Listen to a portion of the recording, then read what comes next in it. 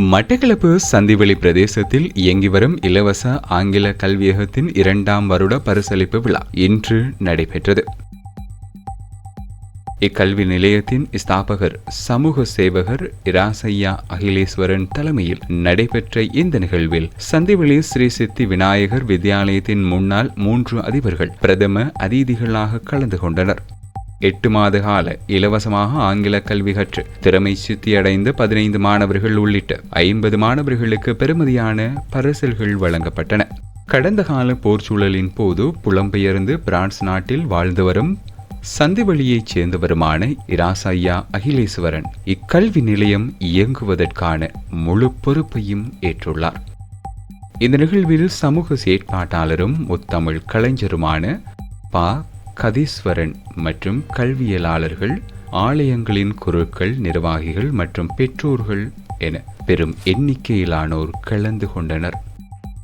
ஆங்கில மொழி கல்வி மற்றும் தொழில்நுட்ப கல்வி ஆகிய துறைகளில் சமூகத்திற்கு விழிப்புணர்வூட்டி சிறப்பான சமூகத்தை கட்டியெழுப்பும் நோக்குடன் இக்கல்வியகம் உருவாக்கப்பட்டதாக ஸ்தாபகர் அகிலேஸ்வரன் தெரிவித்தார்.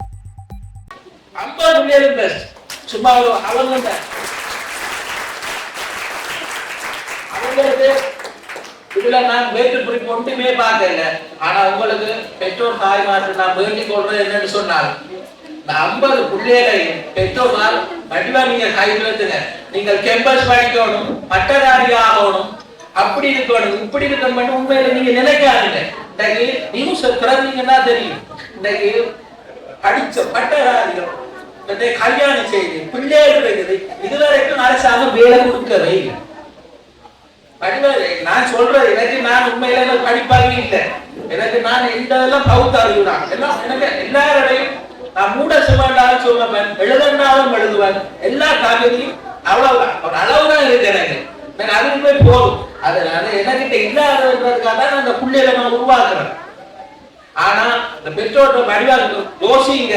இந்த 50 பிள்ளைகளையும் ஐடி கிளாஸ் படிப்பீங்க. ஐடி கிளாஸ் படிப்பீங்க என்று சொன்னாட்டா இந்த அரசாங்கம் வேலை பண்ணி நீங்க எதிர்பார்க்காங்க. இந்த எந்த வகுப்புல படிக்க நான் எந்த பிள்ளைகள் தான் மற்ற பிள்ளைகளை நான் கலைக்கிறது சான்ஸ் இல்லை. இந்த போய் பெற்றோர் தாய்மை என்னட்ட வந்து இப்ப கேட்டுக்கொண்டிருக்காங்க, தம்பி வேலை எடுத்துட்டாங்க, அது செய்தாங்க, இது செய்தாங்க. நான் அவைகளுக்கு சொல்றது என்ன முதல் கணிச்சன்னு சொன்னா, எந்த பிள்ளைகளுக்கு பிறகுதான் நான் மற்ற இதுகளை நான் செய்வேன்.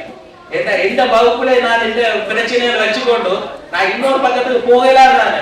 அதனால எந்த வகுப்புல என்னன்றாங்க ஐடி கிளாஸ் படிப்பீங்க. எனக்கு வந்து நான் பழக்க வழக்கம் தான் எனக்கு முக்கியம்.